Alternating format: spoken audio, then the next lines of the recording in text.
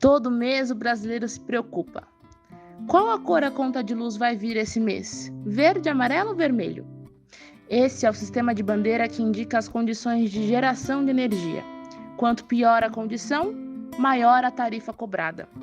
Nos últimos meses, é chocante o crescente aumento nas contas de luz. A inflação da tarifa de energia supera o IPCA, que é o Índice Nacional de Preços ao Consumidor Amplo, e mede a inflação de um conjunto de produtos e serviços comercializados no varejo referentes ao consumo pessoal das famílias. De janeiro a agosto de 2021, o IPCA teve um acúmulo de 5,67%, enquanto a energia elétrica residencial teve um aumento de 10,61%. O aumento na conta de luz está ligado à crise hídrica que enfrentamos. E a crise é uma das consequências climáticas que enfrentamos por termos um modo de produção que destrói o nosso meio ambiente mais rápido do que ele é capaz de se regenerar. Mas e se houvesse outro modo de produzir energia, que fosse ecológica, que fosse cooperativa? Bom, é exatamente sobre isso que vamos conversar hoje no Vozes Livres. Boa alvorada, período vespertino, noturno ou boa insônia para você que não dorme com a conta elétrica do governo Bolsonaro. A conta de energia está feia, vai ser o tema de hoje. Eu sou Guilherme Prado e estamos aqui com mais um episódio de Vozes Livres, um programa que é um videocast e um podcast realizado em cooperação entre a Fundação Lauro Campos e Marielle Franco e a Rede Livres, sempre aqui reverberando as vozes que já gritam por outra economia possível. Economia solidária, agroecologia e até associativismo e cooperativismo energético, sim. Mas antes da gente falar nisso, eu quero fazer um apelo para você, nobre, solidário e solidária, que aí vergonhosamente escuta o nosso podcast e não compartilha com seus amigos e inimigos, inclusive. Compartilhe aí, jogue no seu feed, no seu stories, enfim, faça a nossa revolução agroecológica, a transformação solidária reverberar para mais gente, compartilhando e mantendo esse podcast vivo, tá? Então, é o nosso apelo aí, fica na consciência de cada um. Agora, vamos falando aqui, né, com um convidado que não é nada novo, porém é como vinho, Egeu Esteves, aqui conosco de novo. Egeu, que é psicólogo, mestre e doutor em psicologia social pela USP, foi formador em cooperativismo, assessor do movimento sindical e atualmente é professor da Unifesp. Ele vai estar aqui conosco de novo para falar dessa conta cada vez mais alta e meios de se organizar como alternativas para também, no mínimo, mitigar ou, quem sabe, superar esse modelo energético que a gente tem. Egeu, bom te ver de novo aí. Dá uma boas-vindas para a galera aí, se apresente para quem não te conhece, mas a gente já conhece bem. Bom ter você. Bem, para mim é um prazer estar aqui novamente com o Guilherme, com vocês, no Vozes Livres, para discutir esse tema tão importante que nos afeta diretamente, todos nós, né? Então, seja na nossa casa, no nosso bolso ou no aquecimento global, discutir as questões das energias e da eletricidade, no nosso caso específico, é muito, muito importante. Então, eu agradeço muito o convite e é isso aí. É isso aí. Bom, Egeu, você que acabou pautando aqui e eu concordo totalmente com a importância desse tema, né? Para quem nos escuta, bom, você não precisa nem da gente para saber que a conta de energia está pressionando cada vez os orçamentos familiares, né? A conta está aumentando muito. Há números que já dizem que a autoacumulada aí no ano já chega a um quarto, 25%, e a coisa tende a piorar, né? Termos elétricas sendo ligadas novamente, energia suja sendo postulada como uma alternativa, uma falsa alternativa pelo governo neofascista de Bolsonaro. Uma série de problemas aqui, né? Ao mesmo tempo que, por exemplo, a gente vê aqui a empresa de pesquisa energética do Ministério das Minas e Energia aponta que os refrigeradores são os principais responsáveis pelo consumo de energia elétrica em uma residência, seguido dos televisores e dos chuveiros elétricos. E os aparelhos ar-condicionados aparecendo em quarto aí, né? O que quer dizer, tudo isso é muito essencial em vários lugares, né? Do Brasil. Aliás, a geladeira é essencial para todo mundo, né? Mas o ar-condicionado, inclusive, em vários lugares do Brasil, já é um fator aí quase que de sobrevivência, enquanto os aquecedores já são uma questão de sobrevivência em vários outros lugares do mundo. Enfim, energia é um tema essencial, Egeu, e essa crise pela qual a gente passa só reforça isso. Como que você vê esse cenário e o que a gente pode fazer a partir disso, no momento onde a gente está tendo a COP26 novamente e os mesmos blá blá blás de sempre sendo colocados, né? Como que você avalia esse momento, Gil? É difícil, né, Guilherme? Porque são muitos fatores e é muito complicado analisar tudo isso junto. Mas eu acho que a gente pode ver em várias perspectivas, né? Na perspectiva do orçamento doméstico, do bolso de cada família, né? Do quanto pesa na conta e no orçamento, realmente é um acréscimo muito violento, né? A gente está chegando a um valor de aproximadamente R$1 por quilowatt, né? Quilowatt-hora, em alguns lugares isso já está além disso, e que é um valor substancial. É difícil, às vezes, comparar energias, né? Esse é um cálculo que só quem é da área consegue fazer. Como é que compara o botijão de gás, a capacidade energética dele, com a energia elétrica, ou com a gasolina, ou o etanol, né? É muito complexa essa conta. Ou talvez nem seja tanto, mas ela aparece, né?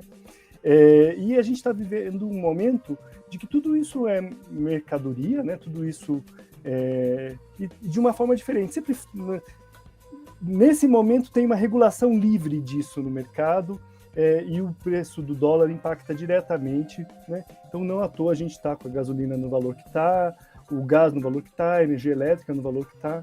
E para piorar a situação, a gente vive um desgoverno que acaba sendo um governo no sentido de que estabelece políticas que alguns se apropriam dessas oportunidades que aparecem, né? Então, não fazer nada é também uma forma de fazer alguma coisa.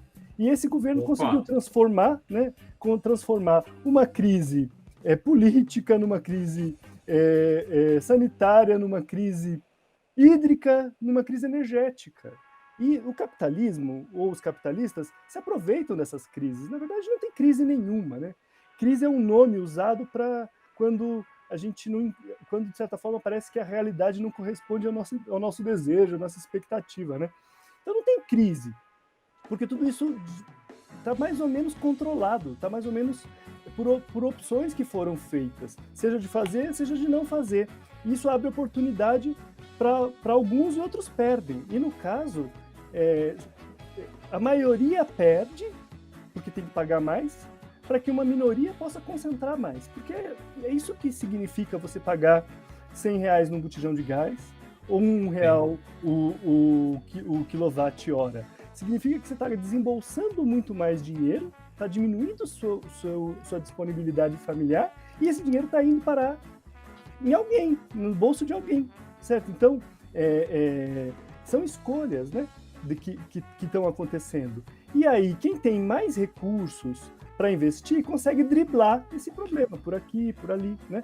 Mas o fato é que a maioria da população tem que aceitar, tem que pagar, ou tem que viver de auxílio, né? Estão ressuscitando o auxílio gás, não é isso? Estão ressuscitando umas coisas assim para tentar amenizar, mas é um problema. E o que atrasa, inclusive, a nossa discussão sobre, por exemplo, o que deveria ser a Petrobras, né? A gente acaba tendo que reforçar nela como uma petrolífera, algo que a gente não queria, já que não fosse mais isso, né? Já fosse uma empresa nacional de energias renováveis, então atrasa ainda mais a discussão, né? Então, eu acho que é até estratégico, né, da parte deles para retardar essa necessária transição para energias renováveis. Você também não acha, Gil? Eu acho que é total uma estratégia. O que acontece? Toda vez que um recurso se torna escasso, aumenta o preço. Quando aumenta o preço de um recurso escasso, aumenta o ganho relativo de quem está explorando esse recurso. Ele pode ir mais longe, mais fundo, certo? É o pré-sal, na pesca de peixe, vai mais longe, mais fundo. Por quê? Porque tem alguns consumidores que conseguem pagar esse valor mais alto e isso viabiliza. Então, ao invés de diminuir a pressão sobre o recurso escasso, aumenta a pressão sobre o recurso escasso. Essa é a tragédia dos comuns, né? É uma doideira que o capitalismo causa. E causa isso justamente porque é uma mercadoria desejada. Seja o peixe, seja o petróleo, seja o que for. Então, não tem outra alternativa a não ser mudar aquilo que se consome. A gente precisa mudar o que consome para que aquela mercadoria seja diminuída a demanda. Mercadoria no caso não, desculpa. Aquele recurso, né, tenha menos demanda sobre ele. Com certeza, acho que é por aí um caminho, né?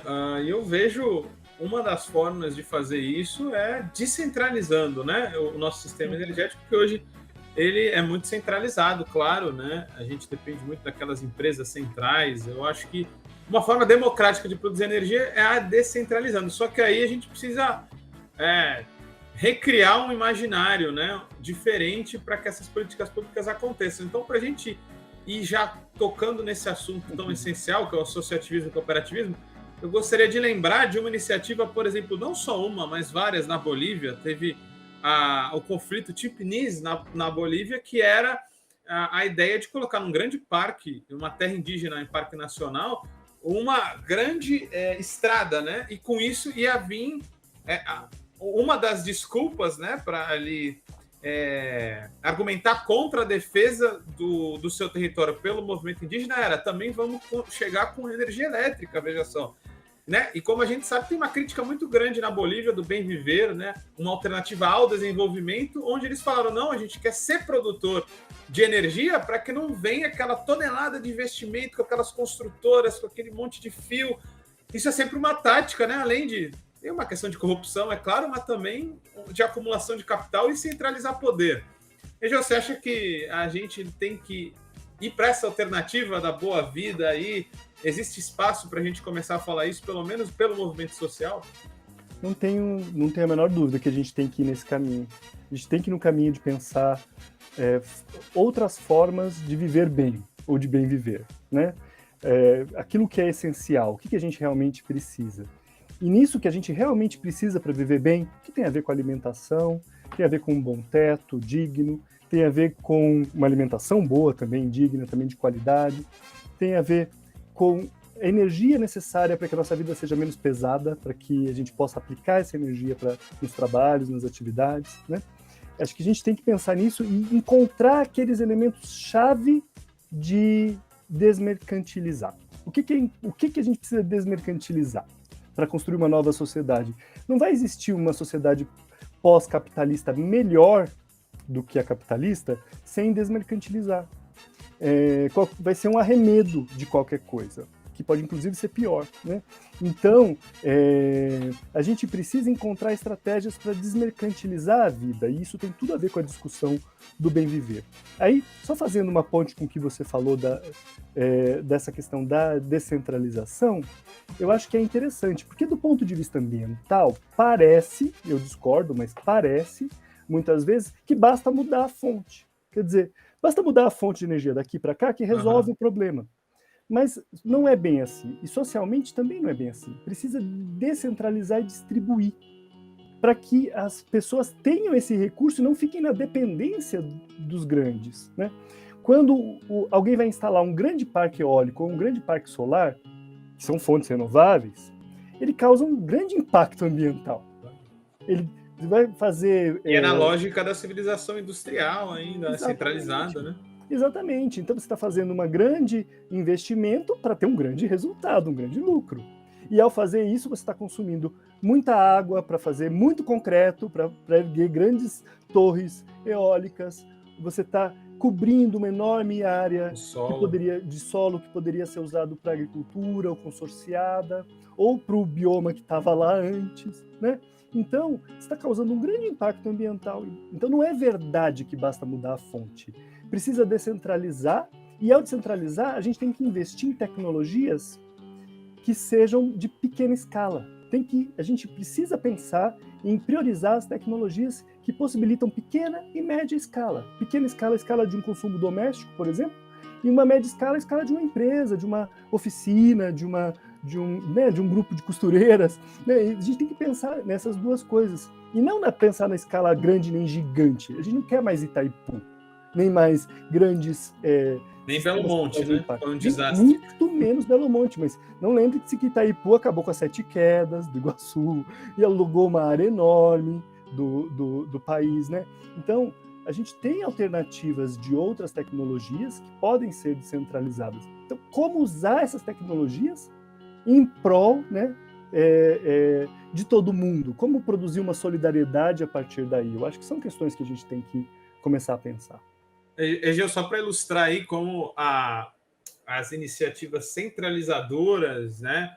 E não que o Estado seja ruim, mas demasiada concentrada no Estado ou então no setor privado, não dá muito certo, né? Belo Monte, olha aqui, gerou 2% do seu potencial em setembro, ou seja, é um grande trambolho que acabou com aquela sociedade ao redor, teve um impacto ecológico gigantesco, enfim, não resolveu nada e só piorou o que já estava colocado, né?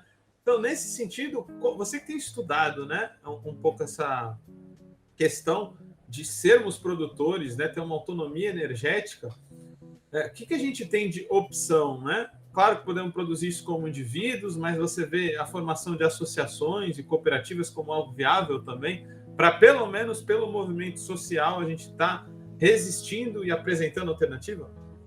Então, acho que esse é o momento. A gente está nesse ponto agora, né, buscando essas alternativas de como possibilitar que esse ganho seja socializado, seja coletivizado, né?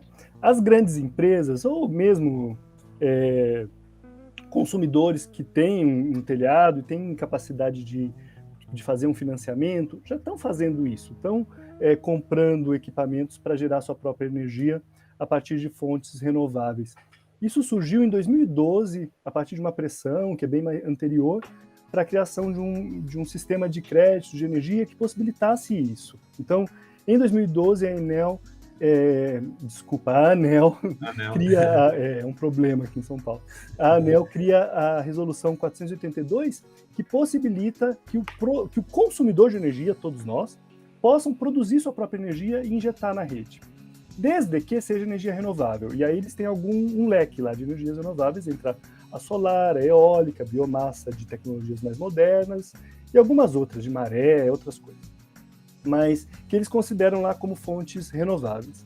E aí, também pequenas hidrelétricas de curso d'água, sabe? Então, que possibilita que essas... O etanol é considerado, né, uma energia verde. A biomassa do bagaço de cana, da queima do bagaço de cana. Né, então. Mas é isso, eles criaram isso. O que isso possibilitou, então? Que o consumidor, desde 2012, possa produzir sua energia e injetar na rede. Por que ele injeta na rede? É simplesmente porque sai muito mais barato do que ter um monte de bateria. Você injeta, você está na rede, você coloca o excedente de energia que você gera na rede e depois você consome da rede. É como se você estivesse guardando a energia na rede. Você não guarda nada, a energia que você está produzindo está sendo consumida na hora, porque é assim que funciona a energia elétrica, né, corrente elétrica, mas você fica com um crédito lá. É como se o seu relógio girasse para trás. Então, para, como fala o João Kleber aqui, para a gente entender. A gente colocou lá o nosso painel, né, com financiamento lá e tal, conseguimos comprar a placa. A gente encaixa a placa lá e ela está ligada à rede elétrica.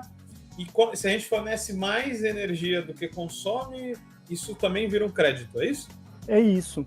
Mas isso é muito simples. Imagina que você consome na sua casa 10 kW por dia. É o caso da minha casa. 10 kW por dia. Se o painel de energia elétrica que a gente coloca no telhado de casa produzir 15 kW naquele dia, o relógio de luz vai girar 5 para trás no dia, entendeu? Mas não significa que ele... É mais complexo que isso, no sentido de que pode ser que durante algumas horas do dia ele esteja girando para trás muito mais porque eu não estou consumindo, ou porque tem muita luz, ou porque tem muito vento, se for uma turbina eólica, né? Mas em outras horas do dia eu vou estar consumindo, então vai ter um balanço disso de um dia para o outro. Mas no mês vai fechar uma conta de energia. E quando fecha essa conta de energia, aquele excedente que foi injetado ao longo dos dias vai virar um crédito. Aí ele vai virar o crédito mesmo. Durante o mês é só o relógio girando para trás. Mas quando fechar a conta, bater a fotografia e fechar a conta, ele vai ser contabilizado como um crédito. E esse crédito pode ser usado na mesma unidade, na mesma casa, ou pode ser usado em outra unidade, em outra instalação elétrica, desde que seja da mesma titularidade, do mesmo CPF ou do mesmo CNPJ. Então, o que estão fazendo, por exemplo, redes por exemplo, de farmácia, de banco, agência bancária, estão instalando suas usinas e, ao invés de instalar elas em cima da agência do banco, estão instalando no interior, em algum lugar, tá? E aí, uma fazenda aluga lá um pedaço de terra, coloca seus painéis lá. E injeta na rede e consome essa energia na cidade. Só que a gente tem que pensar, Guilherme, que essa energia é gratuita. Isso é muito interessante. Ela não tem custo nela. O quilowatt-hora dela é R$0. O que tem custo é a rede de transmissão, é o próprio equipamento, o financiamento do equipamento, entende? Mas a energia em si não tem custo, porque ela não tem um custo de geração. Não é como eu ligar um gerador a gasolina, que eu vou ter que pagar a gasolina que vai ser convertida em energia elétrica. Não, nesse caso, a luz do sol é gratuita. O vento também é gratuito. Então, o que tem custo é o investimento, a instalação. Agora, olha que loucura. Tem muitas grandes usinas centralizadas injetando energia na rede, uma energia que não tem valor de início, a não ser o valor do financiamento, por um custo que é estabelecido num leilão. Então, o que eu estou pagando? É exclusivamente lucro. A hidrelétrica é assim, né? É assim, a hidrelétrica é assim. E aí, o que acontece hoje, atualmente? A gente está pagando na nossa conta de energia elétrica um mix, que é uma caixa preta, ninguém sabe o que tem ali. Tem um tanto de carvão, tem um tanto de gás, tem um tanto de etanol, de bagaço, de cana, tem um tanto de energia solar, tem um tanto de eólica, tem um tanto de hidrelétrica, mas é um pool, certo? Algumas distribuidoras aqui no interior de São Paulo estão começando a gerar a sua própria energia solar. Olha a esperteza. Ela gera energia solar e vende pelo preço do pool, do mix. A própria distribuidora está fazendo isso, está colocando seus painéis de energia solar, injetando energia a custo zero na sua rede e vendendo energia no preço da bandeira 2. Entenderam? É complicado. Muito interessante. É preciso disputar a energia, com certeza. A gente estava falando de disputar o clima, disputar a energia também é necessário. Eu quero continuar nesse papo aqui, mas agora a gente vai parar rapidinho para o nosso transição do primeiro para o segundo bloco, onde a gente tem as nossas notícias livres da semana, ou não tão livres assim. Já voltamos, já. Notícias livres, ou nem tão livres assim. Agricultores transformam deserto em floresta no semiárido. Uma mancha esverdeada se destaca na paisagem ondulada dos arredores de Poções, um pequeno município no semiárido baiano. A profusão de cactos, suculentas e árvores da caatinga contrasta com a pastagem degradada e os solos nus do entorno. O responsável pelo oásis é o engenheiro aposentado Nelson Araújo Filho, que começou a reverter o processo há 3 anos com a implantação de um sistema agroflorestal. O terreno, equivalente a 2 campos de futebol, antes era utilizado para pasto, que com o uso intensivo do solo levou a um esgotamento, se transformando em um deserto. Esse fenômeno atinge cerca de 13% das terras do semiárido brasileiro. Seu Nelson plantou espécies próprias da caatinga, que sobreviveram mesmo em solos degradados, e depois começou a cobrir e adubar esse solo.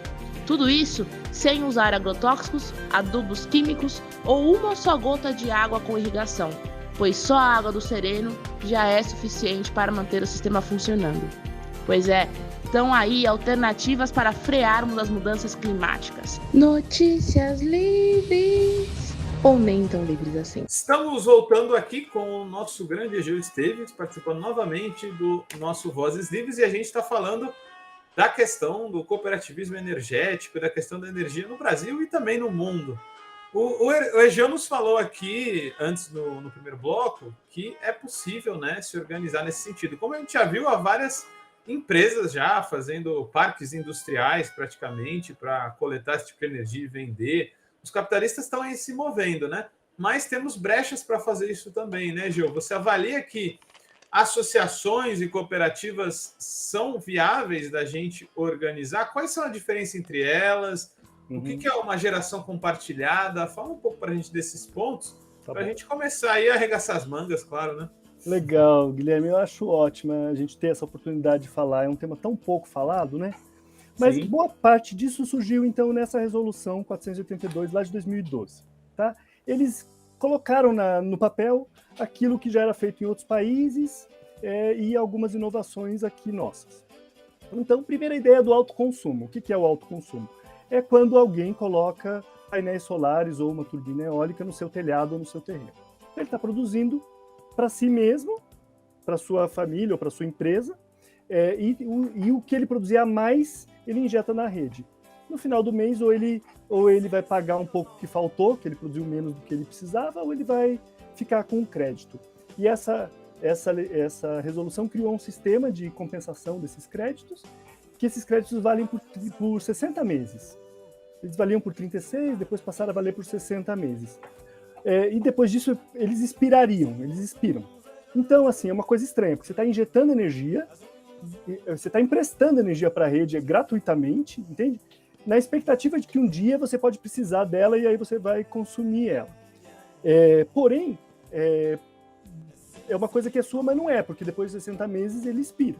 Você não pode vender esses créditos, porque você não está botando um painel na sua casa para se transformar num gerador. Você está para autoconsumo, senão você teria que pagar imposto. Acho que é válido, né? Inclusive, para não ser uma acumulação, né, de energia. Exato. Então é interessante, porque esses créditos de energia não são uma mercadoria, eles não podem ser vendidos. Mas eles podem ser gastos em outra unidade, desde que da mesma pessoa. O que aconteceu a partir dessa ideia? Falou assim, mas então por que a gente não coletiviza isso? Se eu posso transmitir, não a energia propriamente dita, mas eu posso transmitir o crédito para uma outra instalação elétrica, por que ela precisa ser minha, no meu CPF? E aí surgiu a ideia de fazer isso via cooperativa, que é algo que já existe em vários países e que formaliza o que nos Estados Unidos é chamado de comunidade solar, mas que em vários lugares tem esse nome, quer dizer, é um grupo de pessoas que se unem para ter a sua usina solar e consumir a partir da sua usina solar. O modelo que foi colocado na legislação foram vários, mas o primeiro foi a ideia do condomínio. O do condomínio é a mais óbvia, você tem um prédio mais horizontalzinho, com bastante telhado, você coloca o painel em cima do prédio e diz o quanto daquela energia vai para cada apartamento, por exemplo, né? Depois, a ideia da cooperativa, da geração compartilhada, em que a cooperativa pode pegar uma concessão de um telhado, ou alugar um terreno, pagar para um agricultor, né, por um pedacinho lá do terreno, e aí consumir isso na cidade. Qual que é o problema dessa ideia? Tá? Então, assim, a ideia é ótima, né? A ideia de a gente se junta e faz coletivamente aquilo que alguém faz sozinho com o seu próprio telhado, certo? Mas se a gente não tem telhado ou não tem recurso para fazer isso sozinho, a gente faz isso via cooperativa. A ideia é ótima. O problema é que sempre tem os espertos que querem ganhar em cima dessas coisas, né? E a nossa legislação cooperativista é muito ruim. No Brasil, as coisas ou são estatais ou são privadas com fins lucrativos. A propriedade... Quem está no meio está ferrado. Está ferrado. Porque ninguém entende quem está no meio. É um problema da nossa legislação. E da nossa cultura também. Porque a gente, às vezes, até cria a legislação, mas alguém se apropria da propriedade social para fins privados. E isso já aconteceu com cooperativa, com associação, é a história do... Com ONG, com tudo. Com tudo. É a minha ONG, né? A ONG do fulano. Então, mas é isso, a gente tem essa cultura, infelizmente. Aí o que acontece? Para evitar que fossem criadas cooperativas com a finalidade de ser um negócio, entendeu?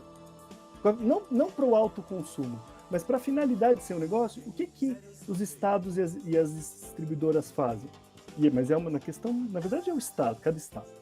Elas cobram ICMS sobre a energia injetada na rede.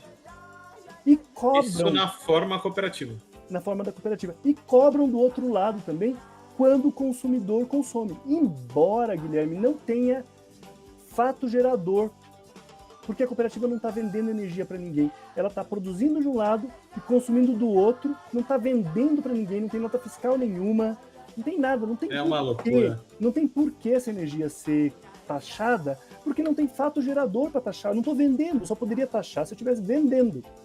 Mas é isso que acontece com as cooperativas hoje. Aí, como a energia está num valor muito alto, está até valendo a pena.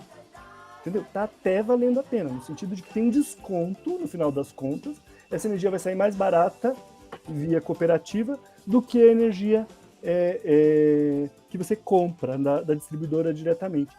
Mas é uma margem. Nesse momento, daqui a alguns anos, com os reservatórios mais cheios, né, com uma energia mais barata, a gente espera que esse preço diminua, talvez isso não seja viável.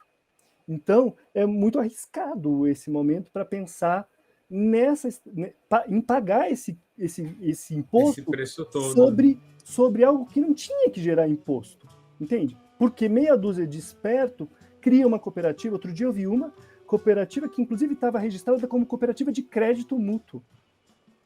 Imagina, os caras testam a lei mesmo, né? Os caras levam ao limite a lei, entendeu? É um problema da nossa cultura.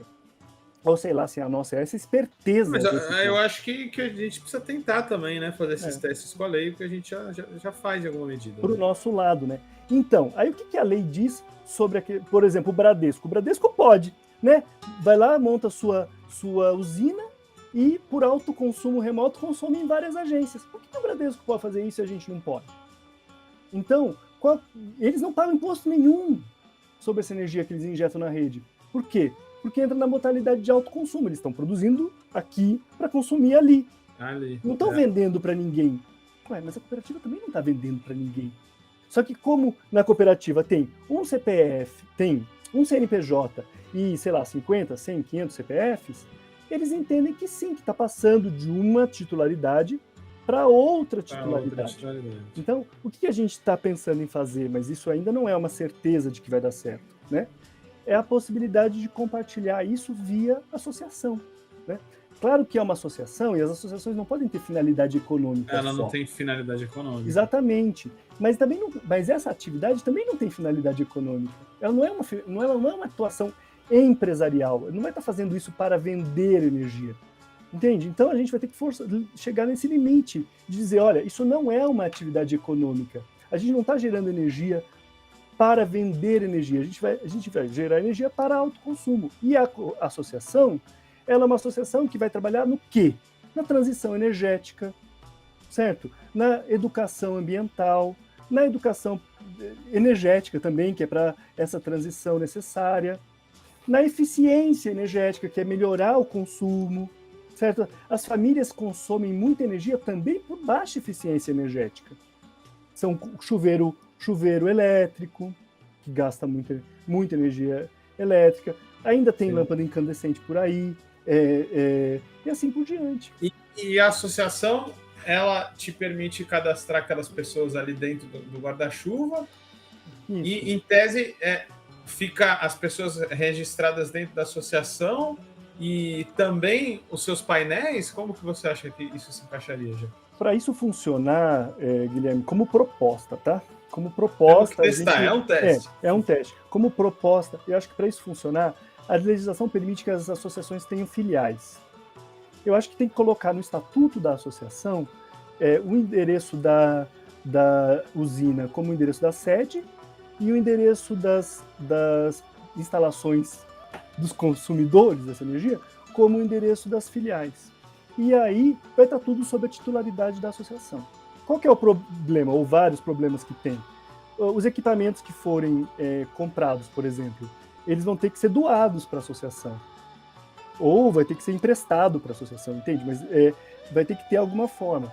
O telhado vai ser compartilhado com todo mundo. Então, é uma forma de compartilhamento.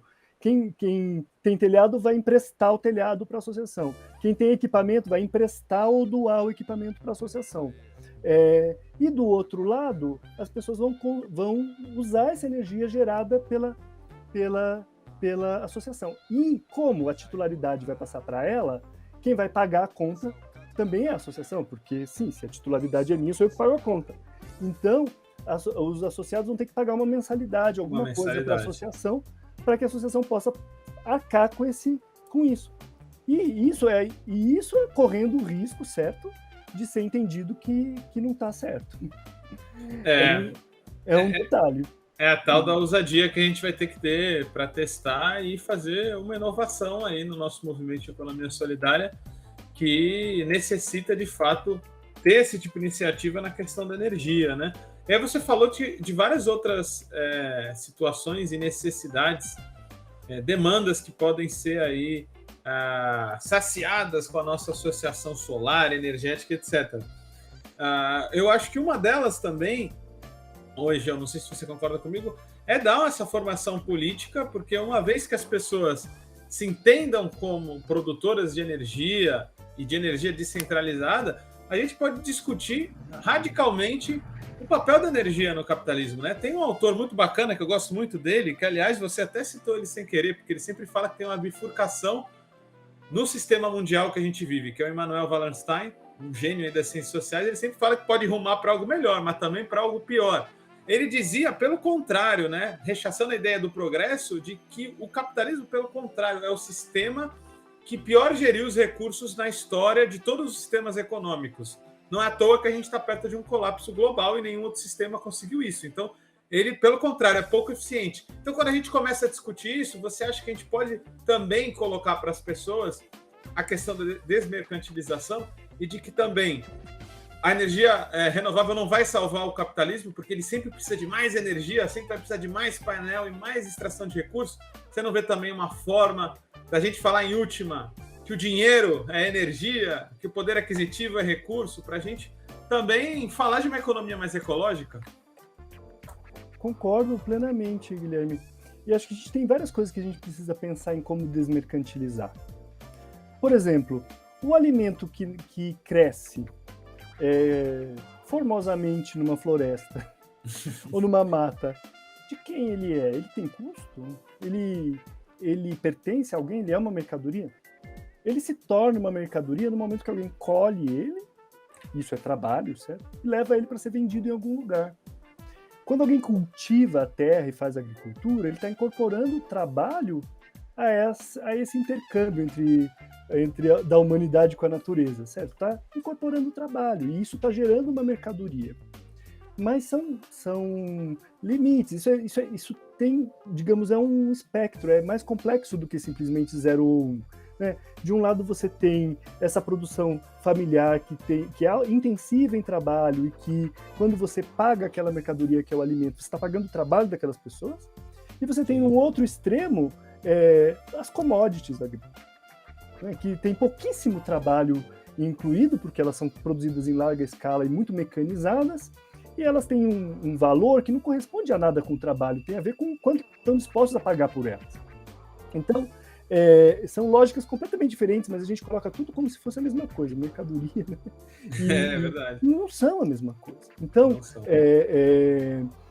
em relação ao alimento, acho que vale. Em relação à energia, vale muito. Que a gente falou, quando o sol incide sobre uma placa fotovoltaica e gera energia elétrica de um jeito que parece até mágica, porque é isso, né? A gente vive um sistema tecnomágico.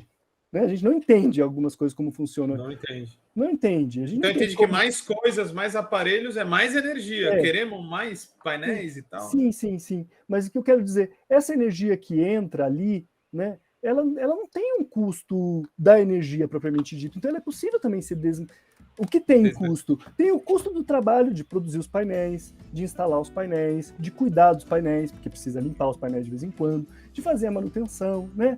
De eventualmente trocar alguma coisa. Isso é muito baixo comparado com o preço, né, da mercadoria energia. Então, como é que a gente pode fazer para desmercantilizar? Né? Claro que desmercantilizar o trabalho é muito mais complicado, porque o trabalho é a vida das pessoas. Mas é o tempo, né? O tempo é mais complexo, a gente tem que pensar nisso também. Mas algumas outras coisas, talvez a gente conseguisse começar a imaginar formas de desmercantilizar. E tem a ver com compartilhar. Embora esse verbo e esse termo esteja muito agora num lugar ruim, por conta né, de ficar chamando de compartilhamento aquilo que não é, né? Essa tal economia do compartilhamento não compartilha nada. É assim, né? O que é meu, o que é seu é meu também. É isso que é a economia do compartilhamento, né? Então, eles não compartilham, eles valorizam uma coisa que não tinha valor antes. O quartinho que estava ocioso, o quarto de hóspedes, né? E depois que isso é valorizado, eles dão a volta, eles giram. Quer dizer, você tem que arranjar outro quarto, você tem que construir outra casa, você tem que comprar outro carro para conseguir se manter naquilo. Então não tem compartilhamento nenhum, né? Mas aqui, nessas estratégias da economia solidária, do cooperativismo, do associativismo, talvez a gente consiga criar plataformas que compartilhem coisas de forma a desmonetizá-las. Né? Eu acho que é interessante pensar por aí. E a energia é uma das principais, né? Nesse sentido, Egeu, você me trouxe algumas coisas, né? Cada vez mais autores têm colocado a pauta da solidariedade como um paradigma, né? Mas uma solidariedade que de fato a gente nunca atingiu, né? Se a gente for pensar, o nível de bem-estar dos trabalhadores europeus está totalmente ancorado no nosso nível de mal-estar, né? Você não acha que a partir dessa ideia de compartilhamento de energia, a gente também não pode discutir outros tipos de solidariedades que sejam universais, já que muito dificilmente todo mundo vai poder ser fornecido por energia renovável, já que muitos lugares do mundo, em bons períodos do ano, você não tem muita incidência de sol. Então, a gente vai poder falar, por exemplo, eu quero que os dinamarqueses vivam bem, então esse resto de energia fóssil que a gente tem, deixa para eles. Mas aqui no Brasil, vamos à energia solar. Você não acha que também pode suscitar essa ideia global, pensando local também, de solidariedade? Eu acho fantástica essa proposição, né? Tanto em sistemas que permitam fazer essas compensações de um lado para o outro. Claro que elas também podem se converter e dentro do capitalismo tudo vira mercadoria, né? Mas eu acho que a gente precisa pensar nessas possibilidades, né, de compensação, de troca, mas também pensar o que a gente realmente precisa para viver. Né? Uhum. Realmente, viver na Dinamarca sem aquecer a casa, não tem condição, você vai morrer. Tem um exemplo extremo, à noite. Né? Não, mas é verdade, sim, se você não usar energia, seja qual fonte for, para aquecer o ambiente que você vive, você morre, você congela à noite. Né? Então, você tem que ter alternativas em termos de tecnologia para poder viver nos lugares. Mas a gente também pode pensar o que realmente a gente precisa, né? O que realmente a gente precisa. E aí, a partir desses, não significa que o resto todo vai deixar de existir. Significa que a gente tem que socializar as condições para que esse mínimo que é o nosso pacto seja garantido. Né? Então, a gente não quer. O que a gente não quer? A gente não quer as pessoas se queimando usando espiriteira de lata para cozinhar com álcool, com etanol. Isso a gente não aceita. Certo? A gente não aceita isso.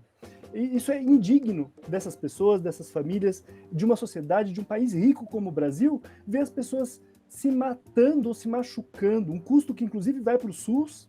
Infelizmente, o SUS sempre arca, né? Arca com o custo dos motoboys que se machucam também, que se acidentam, né? Mas, assim, não é pensando no custo do SUS, é pensando na vida dessas pessoas. Sim. São pessoas que vão ficar machucadas, deformadas, etc., né? com sequelas pro resto das suas vidas, porque a energia foi para um preço, o etanol, o gás, para um preço que faz as pessoas cozinharem ou com lenha ou com etanol, que elas compram uma garrafinha no posto mais perto. Né? Então a gente precisa ter alternativa para essas pessoas. E a gente tem. E você mirou exatamente nessa questão da pobreza extrema. Acho que a gente está entrando até no tema que eu gosto aqui, né? Do decrescimento na ideia de o que queremos gastar nossos recursos escassos em quê? Tudo tem um custo, é claro, mas não naquele sentido liberal, né? Do almoço, né? Mas também mirar nos ricos, no sentido de quando a gente cria a noção de que a energia ela vai para algum lugar e em algum nível a gente vai precisar de um pouco de energia fóssil para algumas coisas. A gente vai falar, não, também não quero gastar minha energia, por exemplo, na indústria bélica. Eu não quero gastar minha energia tanto assim na aviação, que é um dos grandes vilões também, dos grandes executivos viajando para lá e para cá. A gente não quer gastar em jatinho, em iates. Eu acho que pode nos trazer uma diferente percepção de desigualdade de energia também, né, Gil? Sim, e além disso, Guilherme, digamos, além, mas junto com o que você está falando, no sentido de agregando em cima do que você está falando, assim, a gente às vezes leva um tempo a perceber o que é essencial para viver. E o que é essencial para viver precisa ter relação com direito. E tem que ter sistema de garantia de direito. Então, a gente precisa de teto, todo mundo precisa de teto. Então, teto, a moradia, tem que ser um direito humano. A gente precisa de trabalho, porque sem trabalho a gente não consegue, numa sociedade como a nossa, e talvez nenhuma sociedade, a gente consegue viver dignamente sem trabalho. A gente precisa de educação, porque né, a gente precisa se formar, se tornar alguém capaz de compreender esse mundo tão complexo em que a gente vive. A gente precisa de saúde, E quando a gente percebe que a gente precisa de alguma coisa, que não é só individualmente, mas coletivamente, socialmente, a gente luta para que aquilo seja um direito. Talvez seja na hora, Guilherme, da gente pensar na energia como um direito. A energia para cozinhar, a energia para aquecer ou para esfriar, a energia para o que for. Se a gente começar a pensar nela como direito, a gente começa a criar as bases para desmercantilizá-la, não só no pequenininho, que é o que a gente está tentando fazer agora, mas também no grande, como a gente pensa em desmercantilizar a educação, por exemplo. A gente pensa em desmercantilizar a educação porque ela é um direito, ela não é uma mercadoria. Então, se a gente pensa a energia como um direito, a gente pode começar a pensar nas bases para desmercantilizá-la. Isso pode ser muito mais sofisticado do que simplesmente ficar fazendo arremedos. Eu acho que a gente tem que pensar dessas outras formas também. Mas é aquilo, é pensar nisso e fazer aquilo, né? Pensar no que é possível e fazer do que... Né? As duas coisas. O impossível e o possível. Nossa tarefa é muito grande, né? Sempre o agir local, pensar global, nesse sentido de criar mesmo essa economia que gaste mais seus recursos com educação, com cuidado, até porque uma economia com mais cuidado e educação é uma economia com menos gasto energético, né? Já que as pessoas vão valorizar outras coisas, que é o conhecimento, o compartilhamento, o tempo livre, tudo que é necessário aí para criar uma nova mentalidade, né? Acho que para a gente, fechando, antes de ir para o nosso besteirol nutritivo, eu acho que precisamos criar esse paradigma aí. Acho que os nossos sonhos coletivos ainda... O capitalismo acho que venceu nesse sentido ainda, virar esses sonhos coletivos, acho que é o grande chave, né? E acho que um dos caminhos para a gente trocar os sonhos coletivos é discutindo a energia, falando desse outro tipo de sociedade de menos gasto energético e mais compartilhamento de tempo livre, né? Muito bom, acho que é por aí mesmo. A gente tem que compartilhar e tem que pensar que o nosso tempo, mais do que mercadoria, é vida, né?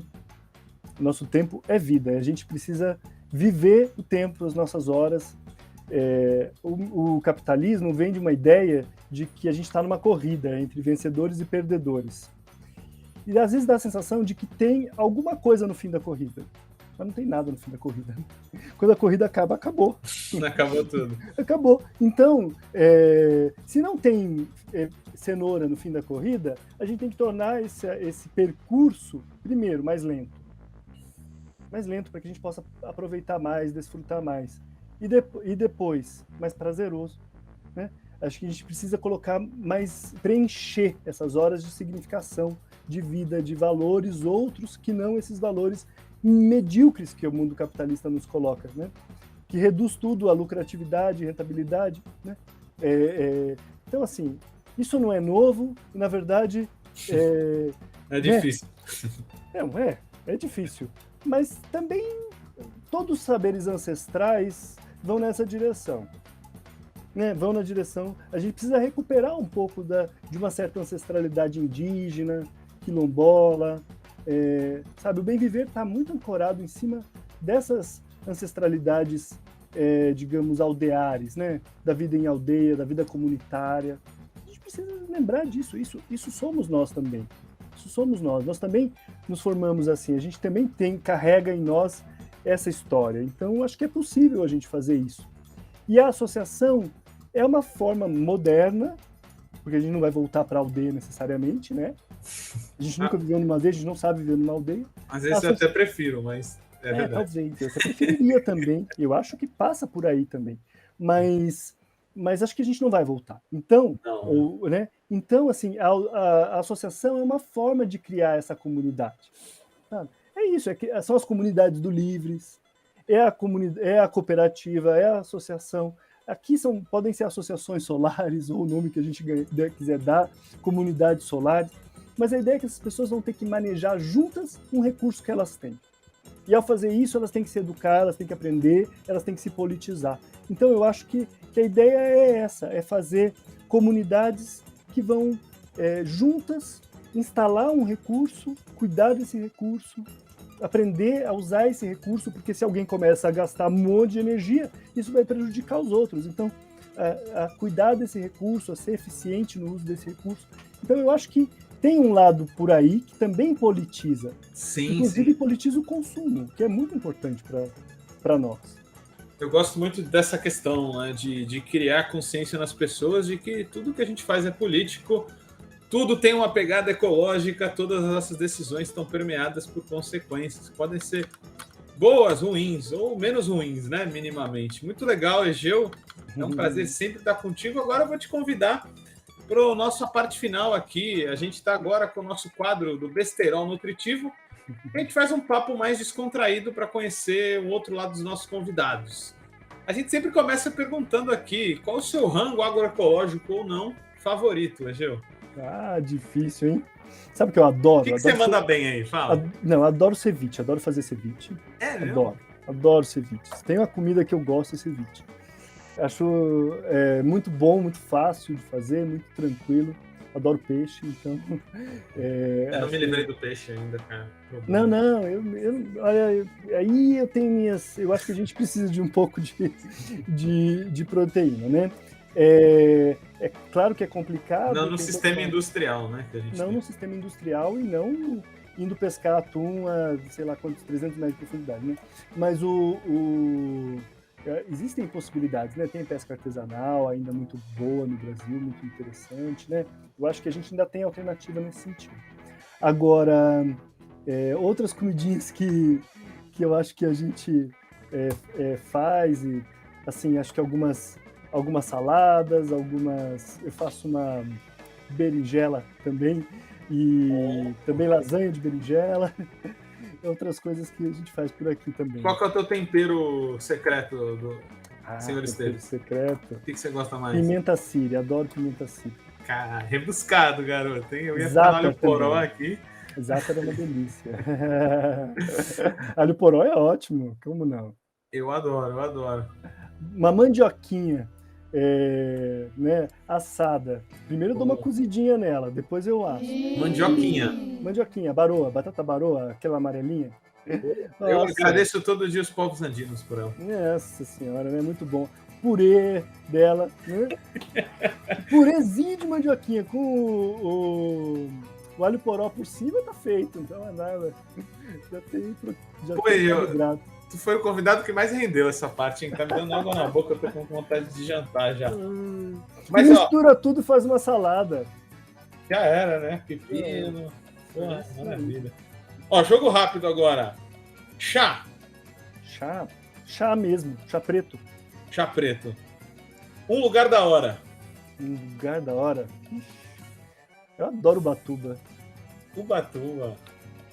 Legal pra caramba. Pra te dar energia, sol, café ou Red Bull? Café. Cafola. Toneladas de café. Preciso de um fornecedor de café. Então. Eu diminui o café radicalmente, cara, porque o intestino aqui não recebe bem, ele fica muito acelerado. Café é café, né? Eu fico ansioso com café, mas e aí? O que eu vou fazer? Então. É o nosso vício, esse pode. Egeu, para fechar então aí, com chave de ouro, conectado com o nosso debate hoje. Sem cooperativismo energético, a Ecosol fica sob nuvens? Olha... Fica nublada a economia solidária? Eu acho que pensar numa forma de criar um cooperativismo ou um associativismo energético, relacionando isso também com o trabalho, quer dizer, que a gente possa ser solidário com aqueles que são solidários conosco, né? Porque é isso. Enquanto a gente está aqui, tem gente produzindo nossa comida, fazendo tantos trabalhos para que a gente possa viver uma vida urbana, citadina, não é? Sim. Então, assim, querendo ou não, existe muita solidariedade na sociedade.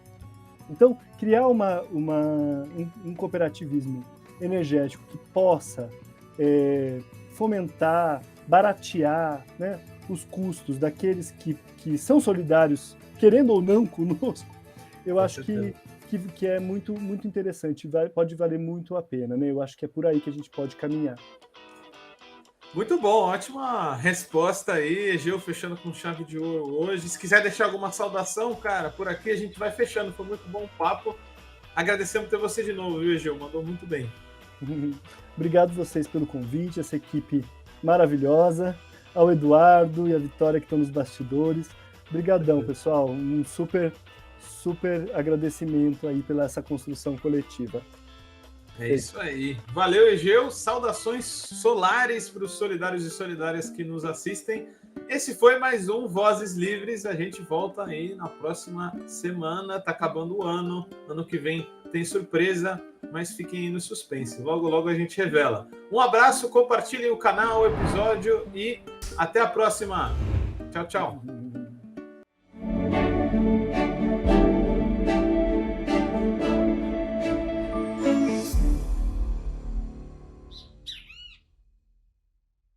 Este programa é uma realização da Rede Livres em parceria com a Fundação Lauro Campos e Marielle Franco, produzido de forma cooperativa pela equipe. Produção executiva, Arlen Medeiros. Edição, Gaspar Lourenço. Técnico de videoconferência, Guilherme Bonfim. Apresentação e pesquisa, Guilherme Prado. Produção e roteiro, Vitória Felipe. Comunicação e redes, Daniel Kepper, Juliana Bortolai e Vinícius Eckler.